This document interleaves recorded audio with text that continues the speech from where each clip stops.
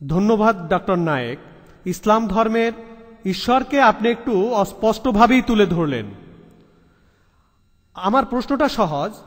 আপনি এতক্ষণ বললেন জাতিগত ভ্রাতৃত্ব, ভাষাগত ভ্রাতৃত্ব, রক্তের ভ্রাতৃত্ব ইত্যাদি, আর এই সবগুলো ভ্রাতৃত্ব বাধা দেয় সার্বজনীন ভ্রাতৃত্বে। তবে আপনি এখানে যেটা বলেননি সেটা হলো কাফির। আমার ধারণা এটা এই পৃথিবীতে সার্বজনীন ভ্রাতৃত্বের জন্য একটা বাধা। ভাই, আপনার নামটা কি জানতে পারি? তাহলে উত্তরটা ভালোভাবে দিতে পারবো। প্রফেসর নিরোদ, ভিভেন্ডি কলেজ।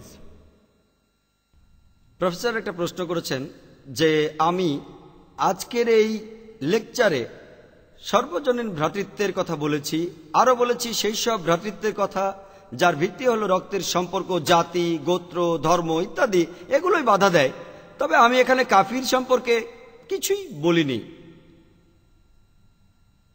এই কাফির হলো একটা আরবি শব্দ।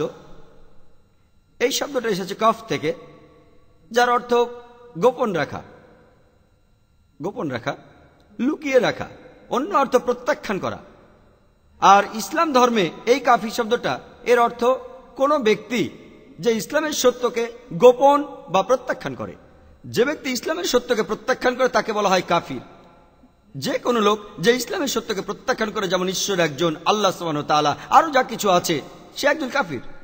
যে কোনো ভ্রাতৃত্ব সর্বজনীন বিশ্বাসের ভ্রাতৃত্বের পাশাপাশি, আর ইসলামের ভ্রাতৃত্ব যদি অন্য কোনো ভ্রাতৃত্ব হয়ে থাকে, অন্য কোনো ভ্রাতৃত্ব, এমন কয়েকশো ভ্রাতৃত্ব হতে পারে, কোনো এলাকার উপর ভিত্তি করে ভ্রাতৃত্ব হতে পারে, সেটা ইন্ডিয়া হতে পারে, পাকিস্তান হতে পারে, আমেরিকা, এই সব অন্যান্য ভ্রাতৃত্ব, যে সব ভ্রাতৃত্ব সর্বজনীন ভ্রাতৃত্বের মতো একজন সৃষ্টিকর্তায়, একজন ঈশ্বরে বিশ্বাস করে না, সেগুলো এখানে বাধা দেয়। যেমন আপনি বললেন যে কাফির, কাফিরদের ভ্রাতৃত্ব, এটা সর্বজনীন ভ্রাতৃত্বে বাধা দেয়।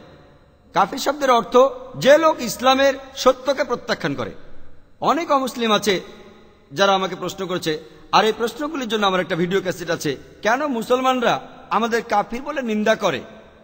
কথাটা তাদের কাছে খারাপ লাগে। আমি বলি কাফির একটা আরবি শব্দ, যার অর্থ কোনো ব্যক্তি যে ইসলামের সত্যকে প্রত্যাখ্যান করে। এটা একটা আরবি শব্দ। যে ব্যক্তি ইসলামের সত্যকে প্রত্যাখ্যান করে, এই শব্দটা যদি বাংলা করেন তার অর্থ দাঁড়ায় অমুসলিম। তাহলে যে লোক অমুসলিম যে ইসলামের সত্যকে প্রত্যাখ্যান করে তাকে বলা হয় কাফির। এই শব্দটাকে বাংলা করলে তার অর্থ দাঁড়ায় অমুসলিম। তাহলে যদি বলেন অমুসলিম কোন লোককে কাফির বলবেন না, সেটা আমি কিভাবে করব?